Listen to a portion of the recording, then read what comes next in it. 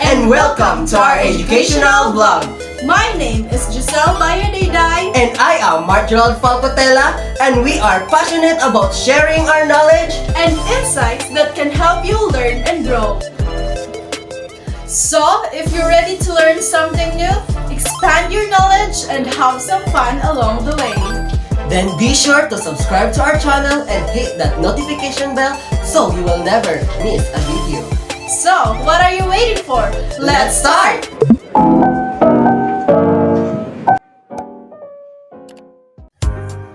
Our subject for today is understanding culture, society, and politics. And the lesson that we're going to tackle are the branches of social science. First, the anthropology. Second, the sociology. And third, the political science. Anthropology comes from the Latin word anthropos, which means humankind. In the Greek word logos, which means study. Therefore, anthropology means the study of humankind. Also, anthropology has its nature, goals, and perspective. Nature of anthropology can be viewed from its historical perspective. These are humanities, social science, and natural science. Humanities are academic disciplines that study aspects of human society and culture. There are 5 branches of humanities. These are arts and music, literature, religious study, history, and philosophy. Goals of anthropology. The goals of anthropology primarily pertain to studying the origins of man, its various types of social existence throughout the world, and all through time and man's distinctiveness. Perspective of anthropology. There are 4 perspectives of anthropology, which are holism, cultural relativism, comparison, and fieldwork. What is sociology? Sociology is a scientific investigation of human cultures and social behavior. Sociology is a discipline of social science concerned about human society and human social activities. Nature of sociology. Sociology is an independent science. Sociology is a social science, not a physical science. Sociology is an empirical discipline like physics, chemistry, or mathematics, and not as an applied science like engineering or computer science.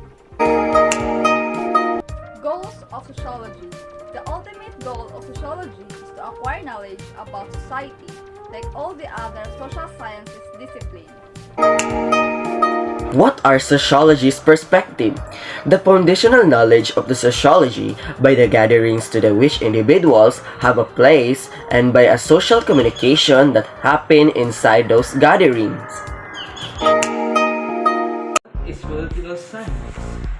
Political science is study of the nature, causes and consequences of collective decisions and actions taken by groups of people invading in cultures and institutions that structure power and authority. Nature of political science. Political science nature is concerned with the theory and practice of politics and the description and analysis of political systems and political behavior. Goals of political science. The goals of political science are to describe how various political systems function and to find the more effective political systems. What is political science perspective? The perspective of political science is methodology diverse, appropriate many methods, originating and physiology, social research, and cognitive neuroscience. That's all for today's video. I hope you learned a lot from this vlog. Remember, keep on studying social science because it is the compass for a better tomorrow. This has been Giselle Bayadayday And Marjorie Falcotella. and this is our educational vlog. Bye!